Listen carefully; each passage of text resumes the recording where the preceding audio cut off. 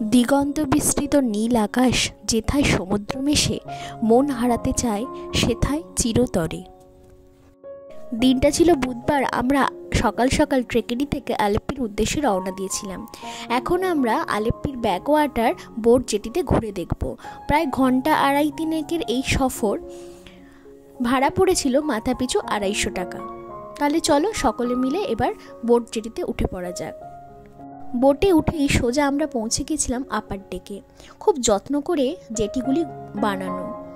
ওপরে বিশাল হল, তার মধ্যে একদিকে আছে চেয়ার টেবিল সাজানো, অন্যদিকে ডাইনিং টেবিল, আর ধারে ধারে প্রচুর বসার জন্য সিট আছে, যেখান থেকে বসে আপনি প্রকৃতি উপভোগ করতে পারবেন।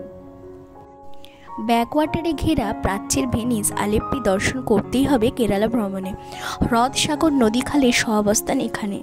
আলেপ্পির বোট জেটিতে ঘুরে দেখা যাবে ব্যাকওয়াটারের গ্রাম্য জীবন। আলেপ্পি শহর থেকে সাগর সৈকতের দূরত্ব মাত্র 4 কিলোমিটার। এখন চলুন আমরা লোয়ার ডেক থেকে কিছুটা ঘুরে আসি।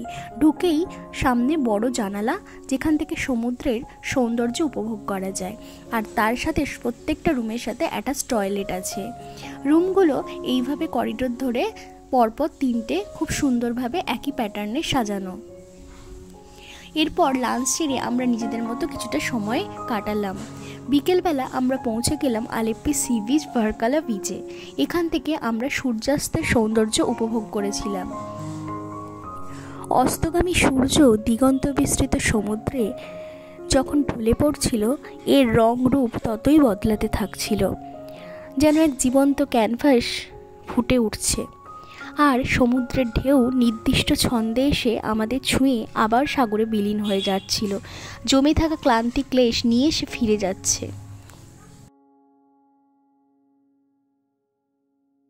পরের দিন সকাল সকাল আমরা রওনা দিয়েছিলাম কন্যাকুমারীর উদ্দেশ্যে।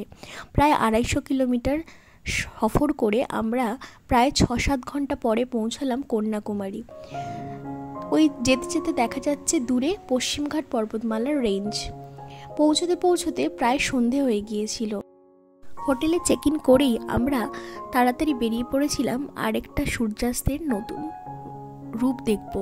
সেটা হলো কন্যাকুমারীর একদম পশ্চিম প্রান্তের একটা সানসেট পয়েন্ট। এইটি হলো আরব সাগর। এখানে সাগর অন্য রূপে ধরা দেয়।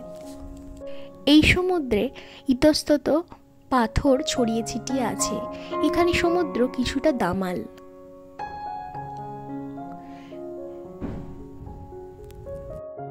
আর দেখতে পাচ্ছেন ওই যে মানুষটি বারবার ডুব দিয়ে সমুদ্রের ভেতর থেকে কিছু কুড়িয়ে আনছে, উনি ওখান থেকে মুক্তো সংগ্রহ করছিলেন এবং সেই মুক্তো আবার বিক্রিও হচ্ছিল।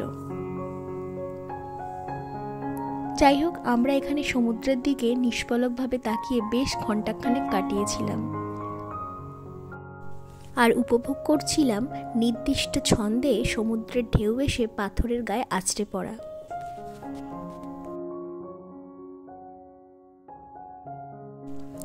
তাহলে চলুন আজকের মতো এখানেই শেষ করলাম। তাড়াতাড়ি ফিরে আসছি কেরালার বাকি অংশটুকু নিয়ে। ততক্ষণ সবাই ভালো থাকবেন। টাটা।